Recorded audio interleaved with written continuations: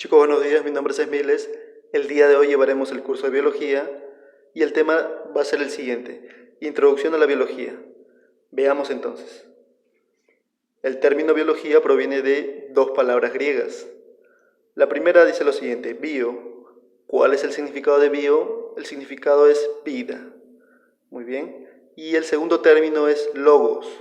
También es una palabra griega y significa lo siguiente: significa tratado o estudio. Entonces veamos, ¿qué estudia la biología? La biología estudia los seres vivos que habitan en la Tierra y las interacciones con su medio ambiente. Muy bien, veamos un poco. Biología viene de la unión de dos palabras griegas. Estas palabras son bio y logos. Bio significa vida y logos significa estudio o tratado. Lo que estudia la biología es lo siguiente: la biología estudia los seres vivos que habitan en la Tierra y las interacciones con su medio ambiente. Siguiente, el término biología fue popularizado por Lamarck y Treviranus. Muy bien, dos personajes muy importantes, ¿no? Lamarck es conocido por una de sus teorías, ¿no? La teoría del uso y del desuso. Eso lo veremos más adelante. Muy bien, ¿cómo es que la biología obtiene los datos, ¿no? ¿Cómo es que la biología obtiene los datos que nos brinda? Bueno, la biología se sirve del método científico. ¿Qué es el método científico? El método científico es un proceso secuenciado y lógico. Mira, tiene las siguientes partes. El primer paso, partes o pasos. El primer paso del método científico es la observación.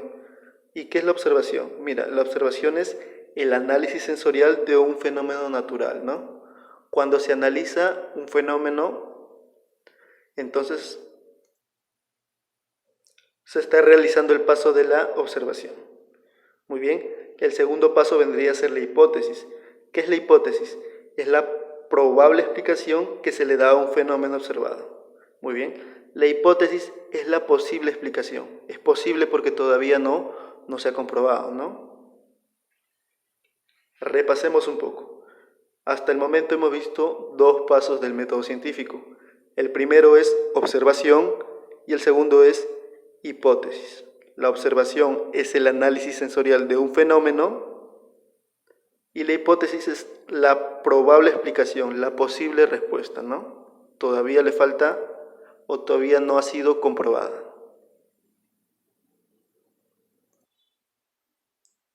Paso número 3 del método científico es el siguiente: experimentación. La experimentación consiste en verificar la validez de la hipótesis. Muy bien, en el paso número 3 es donde la hipótesis se pone a prueba, ¿no? Y mediante la experimentación se puede comprobar si la hipótesis es verdadera o si la hipótesis es falsa. El cuarto paso del método científico es la conclusión. La conclusión viene después de la experimentación. Primero se experimenta para ver o verificar la validez de la hipótesis y con esos datos obtenidos mediante la experimentación se da el cuarto paso, que es la conclusión. Y la conclusión consiste en confirmar o rechazar la hipótesis. En el cuarto paso se confirma o se rechaza.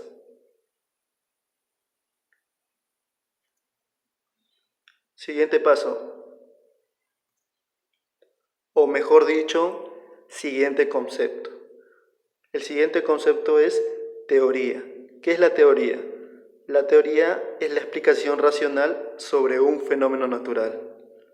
Muy bien. Nuevamente, la teoría es la explicación racional sobre un fenómeno natural. Es la explicación usando el razonamiento, ¿no? Usando la razón. El siguiente concepto vendría a ser ley. ¿Qué es la ley? La ley es la descripción de un aspecto de la naturaleza. Repasemos un poco entonces. El método científico consta de 4 pasos. El primero es observación, el segundo es hipótesis, el tercero experimentación y el cuarto es la conclusión.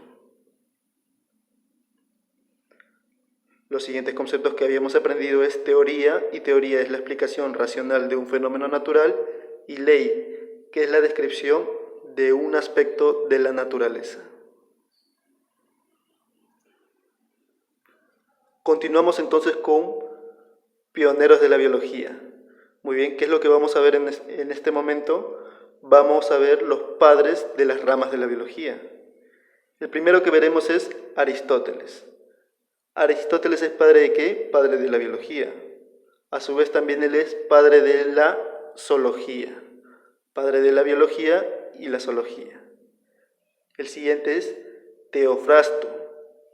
¿Qué hizo Teofrasto? Él es padre de la botánica. ¿La botánica qué? La botánica es una rama de la biología que se encarga del estudio de las plantas. Siguiente pionero de la biología es Vesalius. Vesalius es padre de la anatomía humana. ¿Qué estudia la anatomía humana? Estudia las estructuras macroscópicas del cuerpo humano. Continuamos con Robert Hood. ¿Qué hizo Robert Hood? Robert Hood es padre de la citología. Y la citología es la rama de la biología que se encarga del estudio de la célula. Siguiente pionero es Leeuwenhoek. Él es padre de la protozoología. ¿Y qué estudia la protozoología? La protozoología estudia los protozoarios. ¿Qué son los protozoarios? Los protozoarios son organismos microscópicos, unicelulares, o sea, poseen una sola célula. Y estos organismos por lo general habitan lugares húmedos o directamente en el agua. El siguiente pionero es Linneo. Linneo es padre de la taxonomía, y la taxonomía se encarga de la clasificación de los animales. Continuamos entonces con Cuvier. Cuvier es padre de la paleontología, y la paleontología es la rama de la biología que se encarga del estudio de los fósiles. Muy bien, Cuvier, padre de la paleontología. El siguiente pionero es Humboldt. Humboldt es padre de la biogeografía, y la biogeografía estudia la distribución de los animales alrededor del planeta, ¿no? La distribución de los animales con respecto a su entorno geográfico. Continuamos con Darwin. Darwin es padre del evolucionismo. El evolucionismo es la teoría que indica que los seres vivos han ido cambiando con el pasar del tiempo. El siguiente pionero es Mendel. Mendel es padre de la genética. ¿Qué estudia la genética? La genética estudia los mecanismos de la herencia, los métodos o mecanismos de la herencia. Siguiente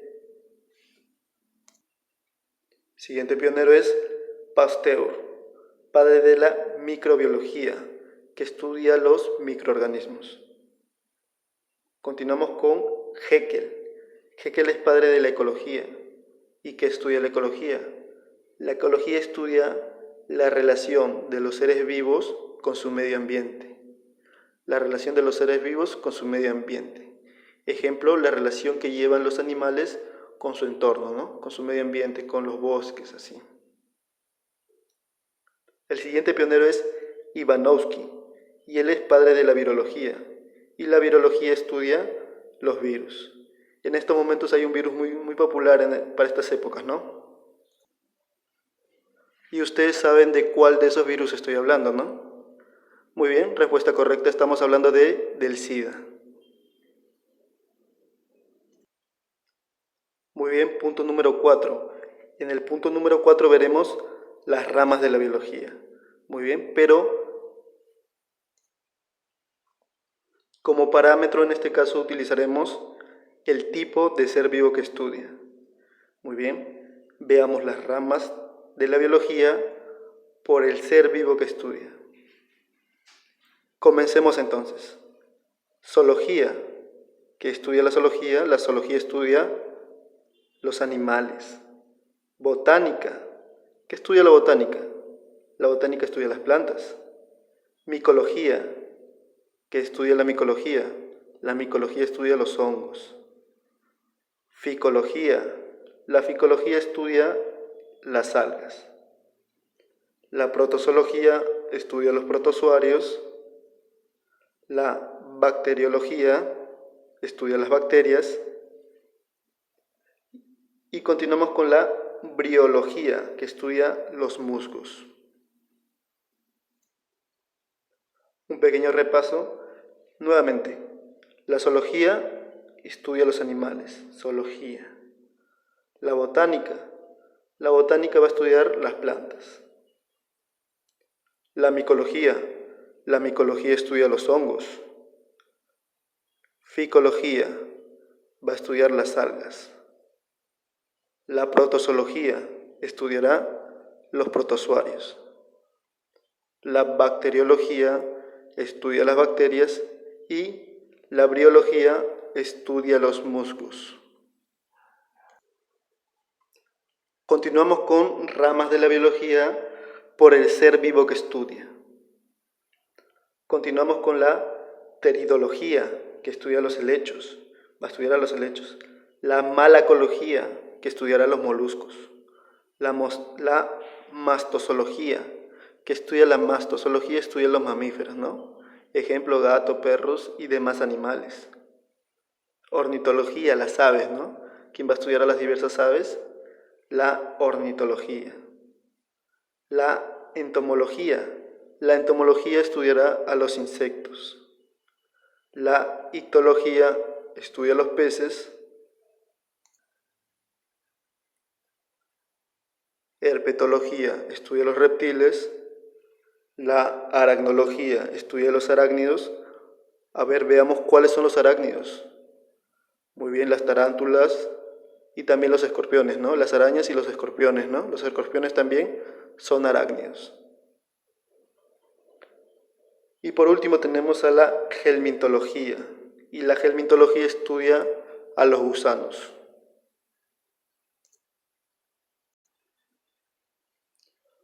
Ahora veamos las ramas de la biología según la estructura que estudia. Veamos entonces, comencemos con la citología. Y la citología estudia las células, ¿no? La citología va a estudiar las células. El siguiente va a ser histología, que estudia los tejidos. Continúa organología, que va a estudiar los órganos, ¿no? Los órganos.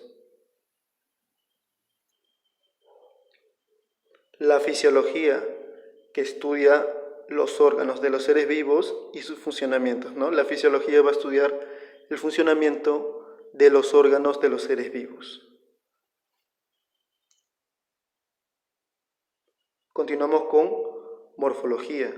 La morfología va a estudiar la forma de los seres vivos y su evolución, ¿ya? Morfología estudia ¿qué? La forma de los seres vivos. Ontogenia. La ontogenia estudia el origen del ser. La anatomía, que estudia la anatomía, estudia las estructuras macroscópicas, ¿no? Ejemplo, los órganos. Embriología. La embriología estudia el desarrollo embrionario. Va a estudiar cómo se desarrolla el embrión, ¿no? Cómo se desarrolla poco a poco. Un pequeño repaso entonces. Citología estudia las células. Histología estudia los tejidos. Organología estudia los órganos. Fisiología estudia la función de los órganos. La morfología estudia la forma de los seres vivos. La ontogenia estudia el origen del ser. La anatomía estudia las estructuras macroscópicas, como ejemplo los órganos. Y la embriología estudia el desarrollo embrionario. Continuamos entonces con ramas de la biología según la estructura que estudia. Empecemos. Bioquímica. ¿Qué estudia la bioquímica? La bioquímica estudia la composición química de los seres vivos. Taxonomía. ¿Qué estudia la taxonomía? Estudia la clasificación de los seres vivos, ¿no? La taxonomía los va a clasificar en reinos, especies. Eso ya lo veremos más adelante en el tema de taxonomía.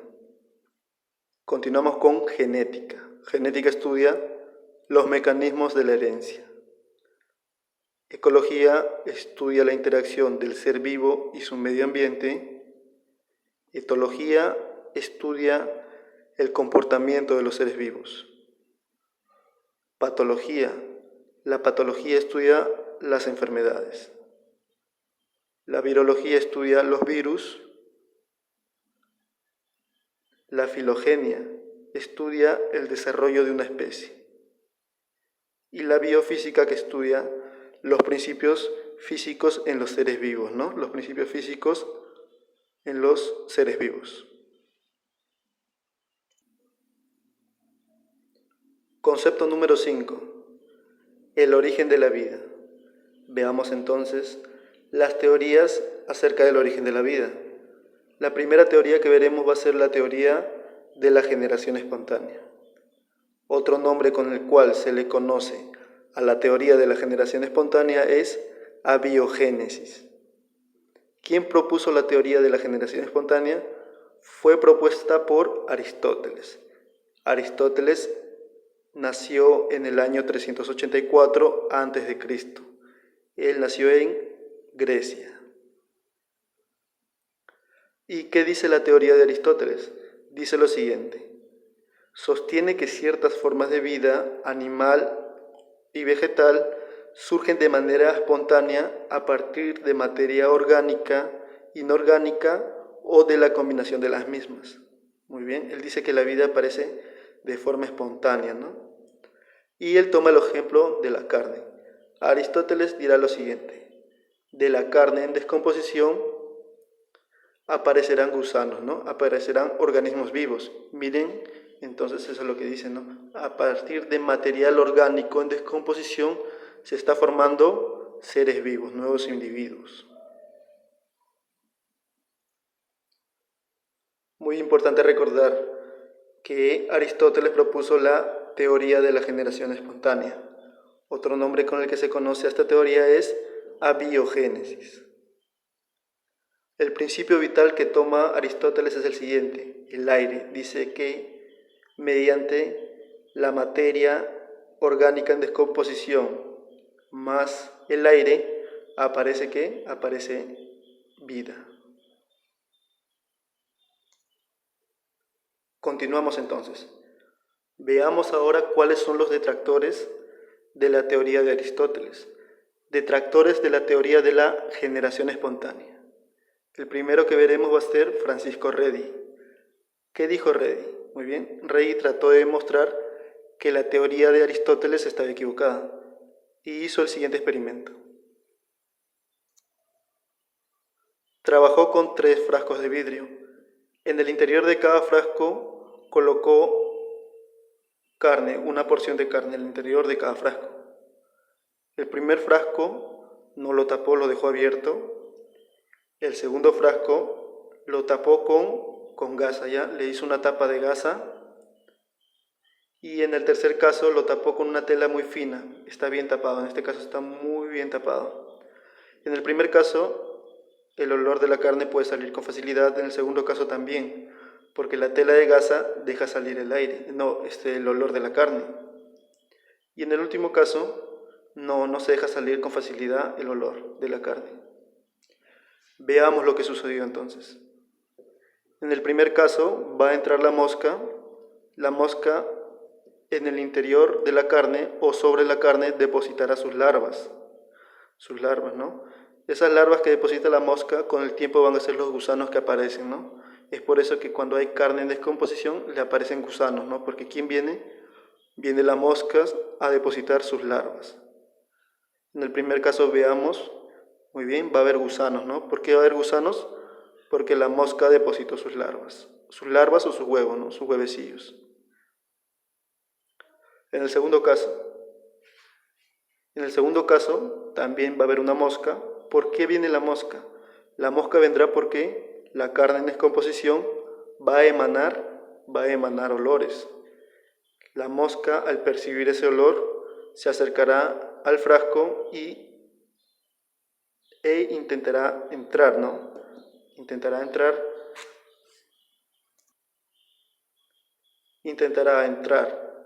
al interior del frasco para poder depositar sus huevecillos sobre la carne. Lo que quiere la mosca es depositar sus huevecillos sobre la carne.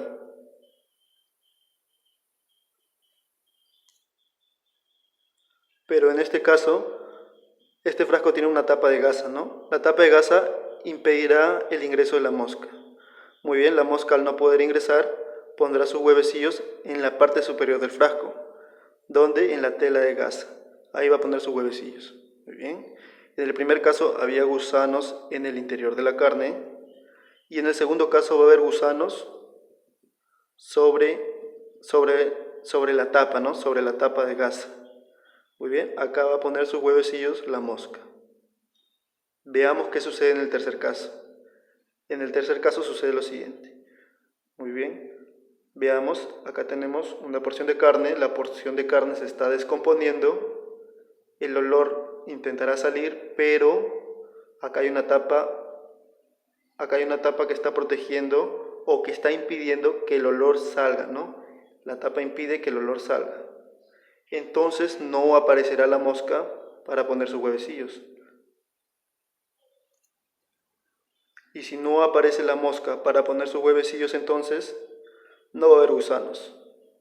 Muy bien, eso es lo que dijo Redi, ¿no? Francisco Redi dijo lo siguiente: aparece vida sobre la carne en descomposición porque es la mosca quien pone los huevecillos sobre la carne y de ahí es donde salen las larvas. Pero los defensores de la teoría de Aristóteles dijeron lo siguiente: en el primer caso hubo la generación espontánea porque ingresó el aire. Pudo ingresar el aire, entonces hubo generación espontánea. En el segundo caso había muy poco aire, entonces por eso no hubo generación espontánea. Y en el tercer caso, al no haber aire, tampoco hubo generación espontánea. Entonces, no tomaron en cuenta lo que dijo Francisco Redi, ¿no? Los defensores de la teoría de Aristóteles no tomaron en cuenta el experimento de Redi porque no había el principio vital en los dos últimos frascos, ¿no? En el segundo había poco principio vital y en el tercero no había, ¿no? Muy bien, no aceptaron la teoría o el experimento de Redi. Continuamos con Lázaro Spallanzani. ¿Quién es Lázaro Spallanzani? Él es otro detractor de la teoría de Aristóteles. Lázaro Spallanzani hará el siguiente experimento. En 2 frascos de vidrio colocará líquido orgánico, mira, líquido orgánico y líquido orgánico. Luego hervirá el líquido orgánico, lo servirá con ayuda del fuego, hervirá el líquido orgánico, eliminando así todos los microorganismos que en él habitaban. En el primer caso, el frasco lo dejará, pero sin tapar, ¿ya? Dejará el frasco con líquido orgánico sin tapar. Muy bien, acá está el líquido orgánico, hirvió el líquido orgánico, eliminó todos los microorganismos, acá no hay ningún microorganismo, lo dejó sin tapar y al pasar el tiempo los microorganismos volvieron a aparecer microorganismos en aquel líquido orgánico.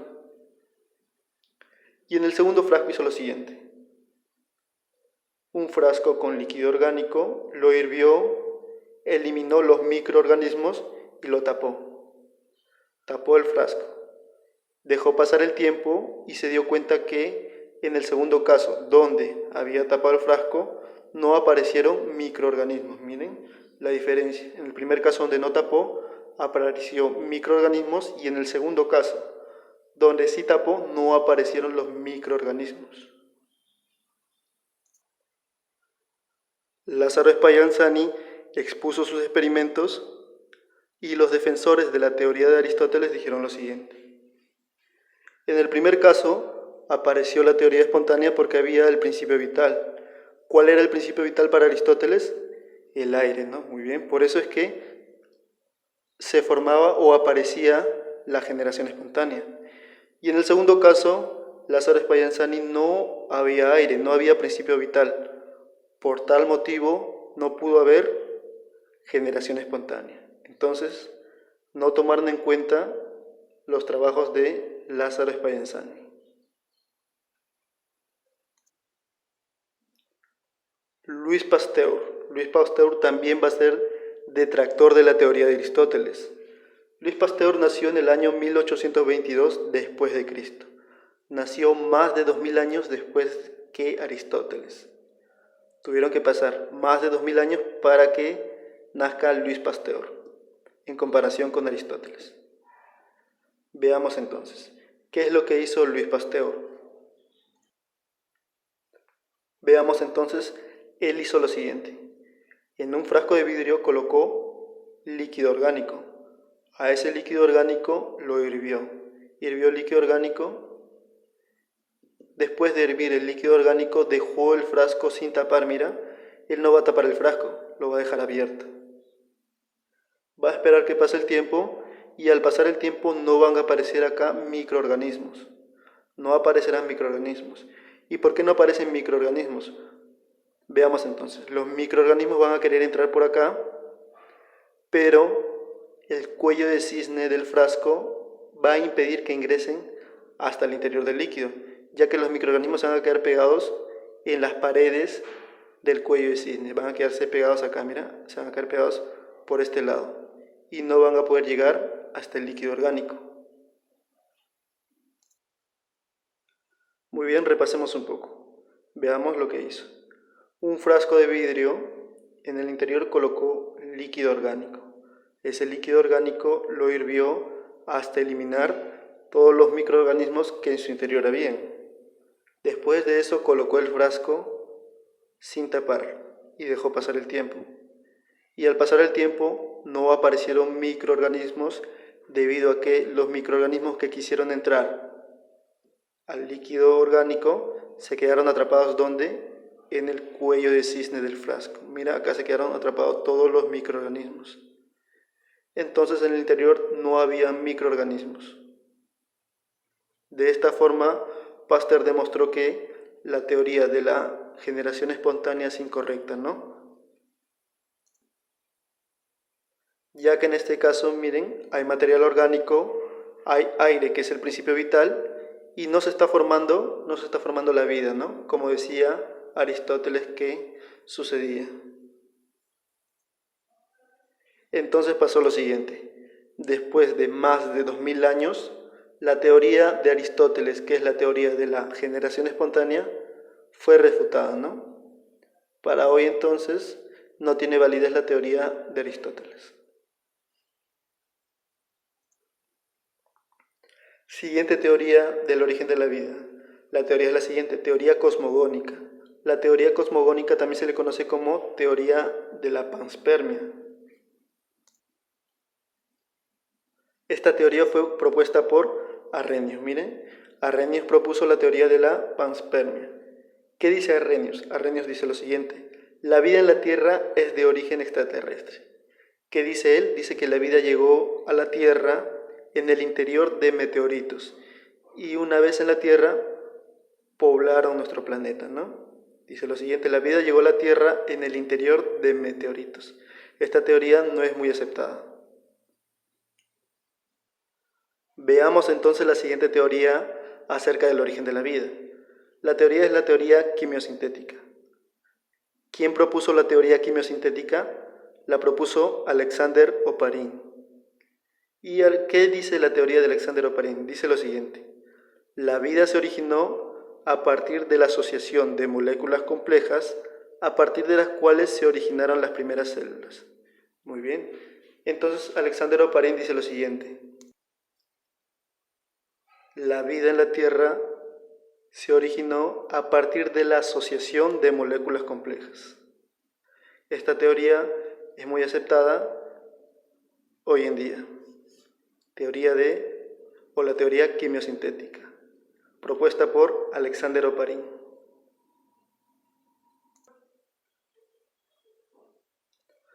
Muy bien, chicos. Eso ha sido todo. Conmigo será hasta la próxima oportunidad.